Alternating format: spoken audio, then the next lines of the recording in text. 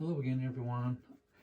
This is video number 47 in my pre-war type card collection, where I show you any new cards from the pre-war era that I've gotten into my collection and give you a little bit of knowledge on what types of cards they are, and in hopes to get you interested and just to give a little information about pre-war type card collections. So I got a lot in, and there's going to be a lot in this video. It's going to be hard to follow on one of them, but just kind of stick with me. So again, if you like this is video number 47 in my series. So if you like this, go back and check out all the other videos. Click subscribe and the thumbs up, and you'll get notified whenever a new video drops. So my first card is a 1928 E210 Type 2 York Caramel, and it's a George Kelly, so it's a Hall of Famer. So the new addition to the collection, an example of the Type 2 variation of the E210 York Caramel, which is from 1928. E210 York Caramel have two types and are referred to as a Type 1 and a Type 2. Now, the Type 1 cards were produced in 1927, while the Type 2 cards are from 1928. And again, this is not graded, but I plan on sending it in to be graded. And I usually, you'll know from my videos, I usually send them to SGC. However, I think I'm going to send this one to PSA because I want to keep it uniform. This is my Type 1. And I just want to keep them, I want to keep it in a PSA too. So again, Type 1, and this is a Type 2. Now, the easiest way to tell a Type 1 from a Type 2 is on the back. Okay, so Type 1, Type 2. See how they're just reversed. So the one has a text on the back facing left, which is a Type 1, and that's from 1927. While the other has text facing the right, which is a Type 2, is from 1928. Also, the 28s have a little bit more of a glossy surface. So again, that's how you tell the difference between a 1 and a 2.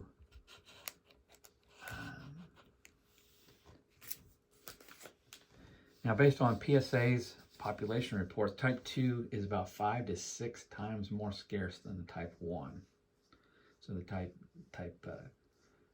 2s are quite a bit more rare. E210 York Caramels have the same layout as the F50 Tharps. The F50 Harringtons and Yinglings are kind of different, but they look almost all the same.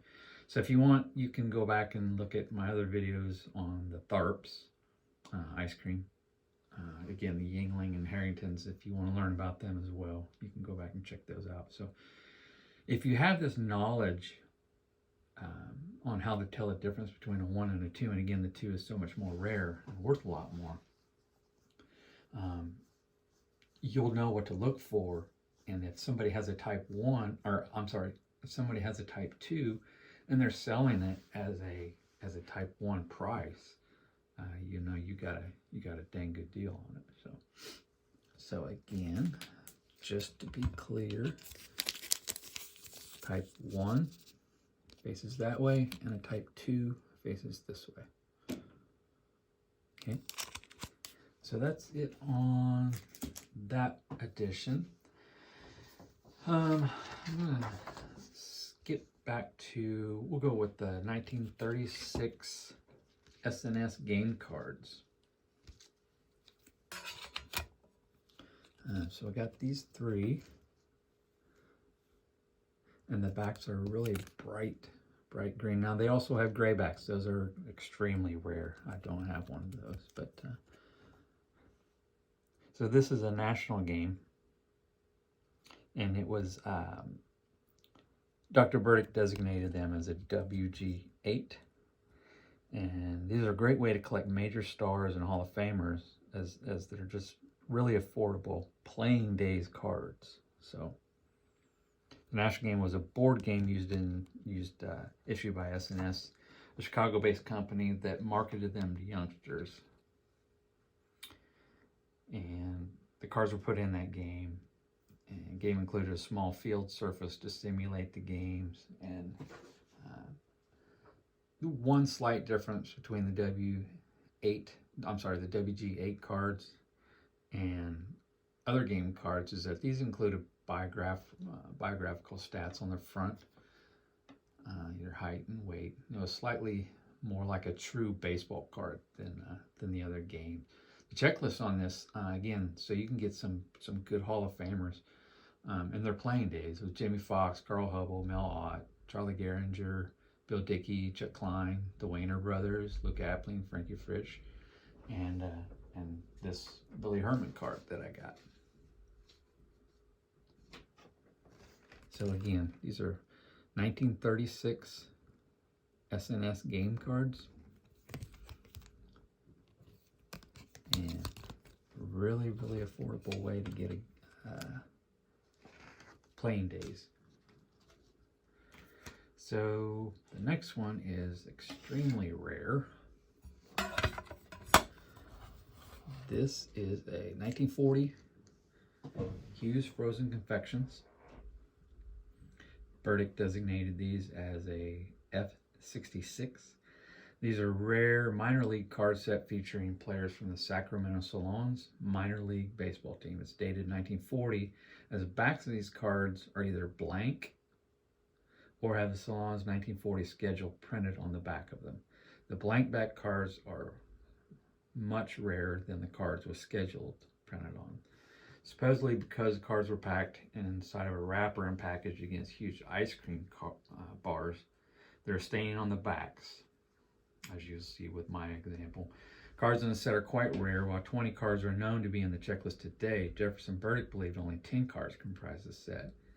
So in fact, this card I'm showing you is a true one of one. It's the only graded example of a blank back graded PSA, SGC, or BVG. SGC is graded 3 with scheduled backs, but this is the only blank back. So it's highly scarce. So here's the back. Again, they packaged them with frozen chocolate bars.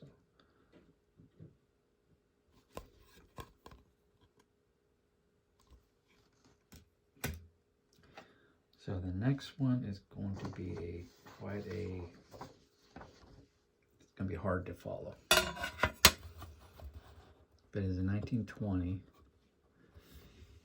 W516-1.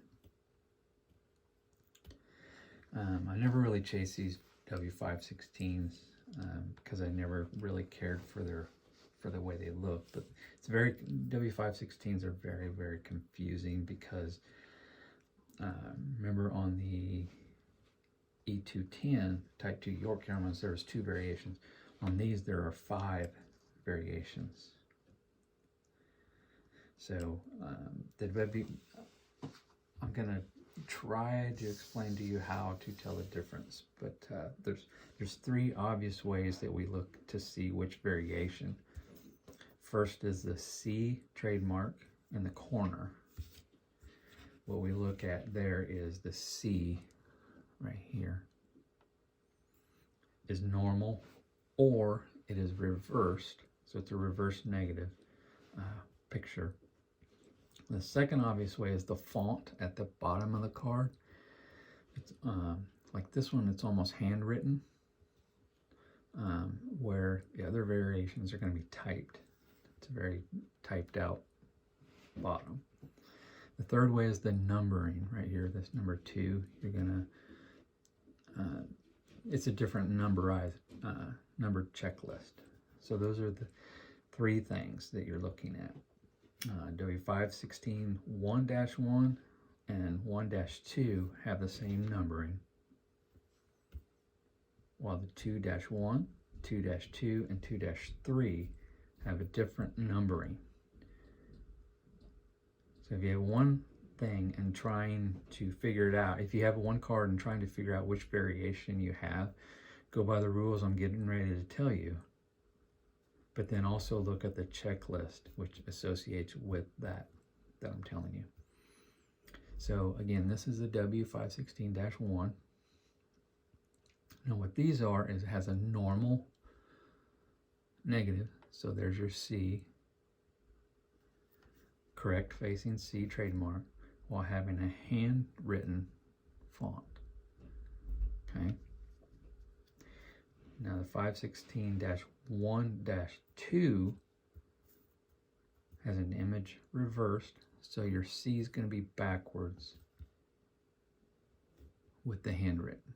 So basically, 516-1-2 is this card, except it's reversed, and the C is over here, and it's backwards. Okay. Now, the W516-2-1 has a reversed image, so your C is going to be over here with a typed font at the bottom. It also will have a different number, like the Heine Grow will not be a number 2. Okay. Now 516-2-2 has the image reversed, so the C will be over here and backwards. It will be handwritten, just like this, but the numbering will be the same as a 2-1. Okay. The 516-2-3 has a normal image, so it's just like this, trademarked over here, just normal, but it's a typed version of font. Okay.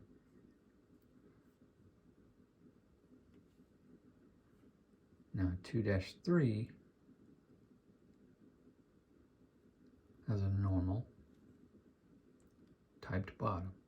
Okay. The 2-2 has a backwards C. And numbering is the same. Okay. Okay, so it's very confusing, I know, but again, just look at those 3 main things, and that will tell you what you have and what you're looking at. So I know this is extremely confusing, but so if you enjoyed this video, again, click like and subscribe and thumbs up. And again, this is video number 47. And if you like them all, just give them, if you like what you saw here, just give the others a look. Thank you.